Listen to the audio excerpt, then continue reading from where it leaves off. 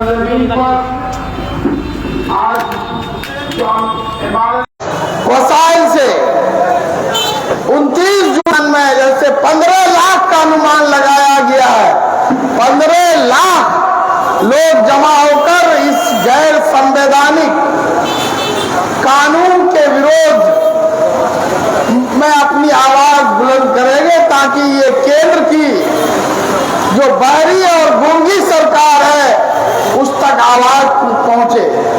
आप अगर इसी तरह खामोश रहेंगे तो फिर ये बिल लागू रहेगा और कल के दिन में आपके कब्रिस्तान, दरगाह, खानका, मजार, मस्जिद पर जो है कब्जा होने का खतरा है।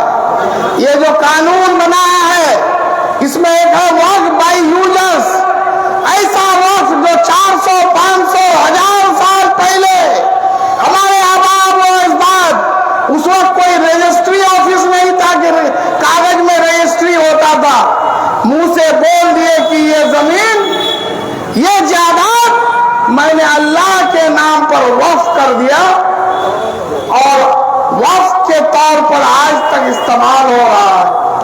आज 500 साल बाद, 1000 साल बाद, 100 साल बाद अगर सरकार कानून बनाकर कहता है कि इसका रजिस्टर्ड डॉक्यूमेंट लाओ तभी ये वक्फ कहलाएगा, नहीं तो आप ये संपत्ति, ये जायदाद, ये जमीन सरकार दे लेगी। तो आप ही बताइए कि एक भी वक्फ बचेगा इसे? वक्फ बाय यूजर्स की 4,20,000 संपत्ति है पूरे देश में। अगर ये कानून में तरमीम नहीं हुआ, सुप्रीम कोर्ट से रोक नहीं लगी तो ये सारी संपत्तियां सरकार कब्जा कर लेगी। हमारे किशनगंज जिले में 839 सरकारी कब्रिस्तान है, लेकिन जब उसको आप देखिएगा कागज तो जिसमें 644 कब्रिस्तान जो है उसके खतियान में बिहार सरकार आम, खास, सर्वसाधारण लिखा हुआ है, तो उससे क्या होगा? 195 में कब्रिस्तान खतियान में दर्ज है, तो ये 644 कब्रिस्तान कोई भी योगी जैसा यहाँ का हुक्मरान होगा आने वाले दिनों में, वो जब चाहेगा इस पर बुलडोजर चला के नेस्त और नाबूद कर सकता है। इसमें आपका मस्जिदगढ़ कब्रिस्तान भी हो सकता है। वक्फ अल्लाह के नाम पर होता है, इसको न कोई ट्रांसफर कर सकता है, न बेच सकता है, और कोई कानून बनाकर भी इस जमीन को, इस जायदाद को कोई कब्जा नहीं कर सकता है। इसीलिए ये संविधान के विरुद्ध है। आज जो हम लोग विरोध कर रहे हैं इसलिए नहीं कर रहे हैं कि ये मुसलमानों के विरुद्ध है। कोई भी देश संविधान से चलता है, संविधान, आईन, दस्तूर, उससे देश चलता है।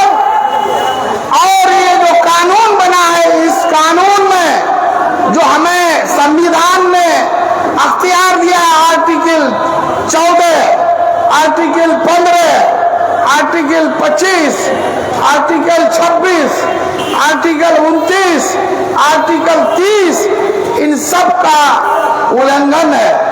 ये संविधान करता है कि पार्लियामेंट को कानून बनाने का अधिकार है, लेकिन वो कोई ऐसा कानून नहीं बना सकता है जिससे संविधान के मूल भावनाओं का अवहेलना हो। और यही वजह है कि ये सिर्फ मुसलमानों का मामला नहीं है।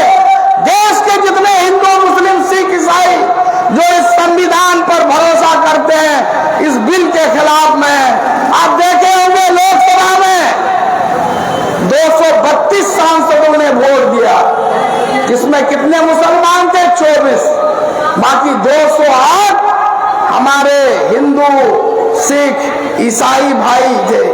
उसी तरह राज्यसभा में 93 वोट इस बिल के खिलाफ में आया और उसमें 10 के अलावा सारे हमारे हिंदू, सिख, ईसाई भाई थे। अभी आपने देखा हमारे सीओ साहब जो रिटायर हुए हैं सीओ से, एक पढ़े लिखे अनूप त्रिपाठी जी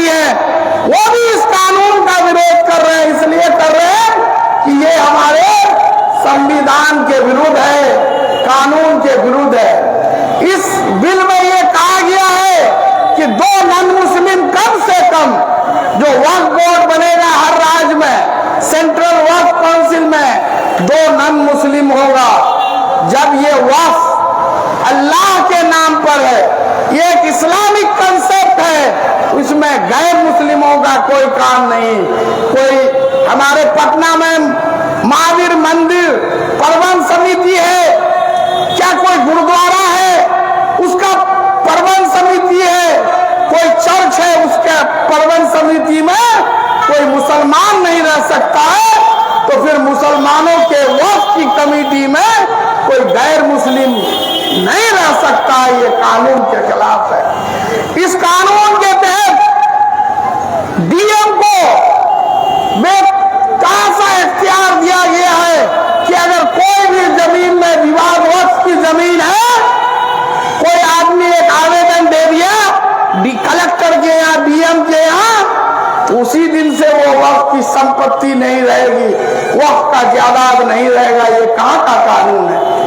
जब तक कि वो प्रूफ नहीं हो तब तक वो जो है वक्फ नहीं कहा जाएगा। ऐसा किस कमरे? ऐसा अगर होगा तो जितनी वक्फ की संपत्ति है उस पर कोई न कोई भाई हमारा जो है कुछ भी आवेदन दे देगा, तो कोई वक्फ की संपत्ति नहीं है। आप कोर्ट कचहरी जरिए 10 साल 20 साल 50 साल में आपको फैसला मिलने वाला नहीं है, वो संपत्ति उसकी हो जाएगी। वक्फ किसी ने किया है तो वो अपने जो कौम और मिल्लत के बच्चों की परवरिश के लिए, उसके तालीम के लिए, उसके इलाज के लिए उस पैसे को खर्च करना है।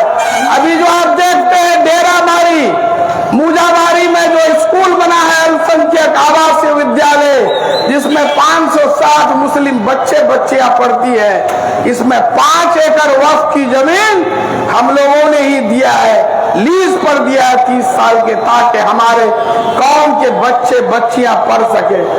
अगर ये कानून रह गया और कोई जो इस तरह की सरकार आ गई तो ये सारे जो स्कूल बने हैं, जो और भी जो प्रॉपर्टी है, सबको अपने कब्जे में लेकर जो उनके दोस्त हैं अंबानी और अडानी, उसको बेचने का काम करेगा। इसलिए ये सोचने और समझने का काम है। ये कोई एमएलए और एमपी बनाने की लड़ाई नहीं है। ये कानून अगर रह जाता है तो इससे हजारों एमएलए एमपी बनना बेकार है, और अगर ये कानून खत्म हो जाता है तो ऐसे एमएलए और एमपी को मैं लात मारता हूं। आप जानते होंगे इसी वक्त को लेकर के मैंने जेडीयू पार्टी जो इसको सपोर्ट किया, मैं शुरू से लड़ाई लड़ा, मेरी बात नहीं मानी, हम पार्टी के खिलाफ सुप्रीम कोर्ट में गए। सुप्रीम कोर्ट में 16 अप्रैल, 17 अप्रैल, 5 मई जो है, 20 मई, 21 मई, 22 मई, जो 6 दिन है, आपका ये खादिम, आपका ये बेटा भतीजा भाई 6 दिन वहां खड़ा रहा। किसने क्या दलील दी सब सुना, और जब उस पर भी बात नहीं मानी, मैंने उस पार्टी को लात मारने का काम किया है। मैं एमएलए बनूं, एमपी बनूं, उससे मतलब नहीं है। मेन है कि इस वक्फ कानून को जो है वापस कराना है, इसको रद्द कराना है, चाहे सुप्रीम कोर्ट करे और नहीं तो ये सरकार जिस तरह से किसान कानून बना, हमारे किसान भाई दिल्ली पर 1 साल तक मोर्चा गाड़े रहे, सरकार के खिलाफ धरने पर बैठे रहे, 750 किसान शहीद हो गए, लेकिन टस से मस नहीं हुए। आखिर में सरकार को किसान का जो गैर संवैधानिक कानून है, मोदी सरकार को वापस लेना पड़ा, झुकना पड़ा। हम और आप अगर इस तरह से मुत्तहिद होकर इस लड़ाई को आगे बढ़ाएंगे, ये किसी पार्टी की लड़ाई नहीं है, किसी एमएलए एमपी की लड़ाई नहीं है, देश के हर अमन पसंद हिंदू मुस्लिम सिख ईसाई जो यहाँ के संविधान पर भरोसा करता है, उन सब मिलकर अगर लड़ाई लड़ेंगे तो बिल्कुल निश्चित रूप से मोदी सरकार को झुकना पड़ेगा और इस बिल को वापस लेना पड़ेगा। इसीलिए आप सभी लोगों से अपील है, गुजारिश है कि 29 जून को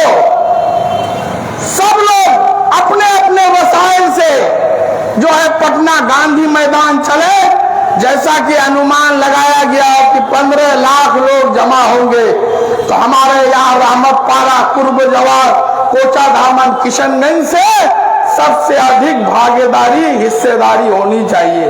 यहाँ पर मैं समझता हूँ मरकज भी है, यहाँ मरकज के लोग भी इस सिलसिले में सोनथा, रहमतपारा और जो दारुल कजा किशनगंज है, ये लोग भी अपने और पर इस तरह से 29 जून में जो गांधी मैदान में जो वक्त बचाओ दस्तूर बचाओ कॉन्फ्रेंस है, उसको लेके तैयारी कर रहे हैं। मैं फिर से आप लोगों से गुजारिश कर रहा हूँ, अपील कर रहा हूँ कि हमारी अधिक से अधिक भागीदारी करके हमें ये सबूत देना है कि हम लोग अभी जिंदा हैं। जिंदा कौमों को कोई भी सरकार और ताकत मार नहीं सकती है।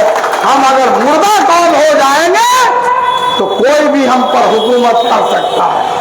आज देख रहे हैं ईरान में क्या हो रहा है, इजराइल फलस्तीन को किस तरह से घेर करके मारा जा रहा है, लेकिन 57 मुस्लिम ममालिक है, एक के मुंह में जो है बोली नहीं निकल रहा, सब अमेरिका की गुलामी कर रहे हैं। तो अब ऐसे लोगों के खिलाफ भी हम लोगों को आवाज बुलंद करना है। उनकी यहाँ से मदद नहीं कर सकते हैं, यहाँ से दुआ तो जरूर कर सकते हैं। नमाज का भी वक्त हो रहा है और जो है इसीलिए मैं फिर से आखिरी बार आप सभी से अपील करता हूँ, गुजारिश करता हूँ कि आप लोग इस पैगाम को गांव-गांव तक पहुंचाने का काम करेंगे कि हर आदमी को एक दिन अपना काम धंधा छोड़ के, जहाँ इतने पैसे हम फालतू में चाय में, पान में, शादी ब्याह में, भोज में, भात में खर्च कर देते हैं, एक दिन का वक्त हमें निकालना है।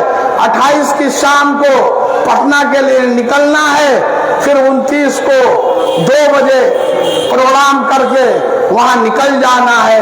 जब पटना की का गांधी मैदान, वहां की सड़कें जाम हो जाएंगी, तो इस गोंगी बहरी सरकार को भी सोचने पर मजबूर होना पड़ेगा कि हमें इस कानून को वापस लेना।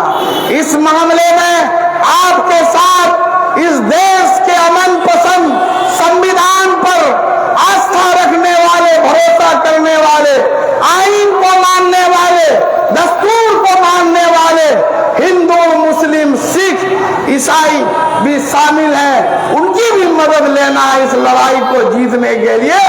इसलिए मैं इन्हीं चंद बातों के साथ अपनी बातों को अख्ताम करता हूँ। आप सभी लोगों का बहुत बहुत शुक्रिया, और शुक्रिया और होगा जब यहाँ से ज्यादा तादाद में लोग जाएंगे, और मुझे उम्मीद है इंशाअल्लाह कि बड़ी तादाद में लोग यहाँ से जाएंगे, इंशाअल्लाह।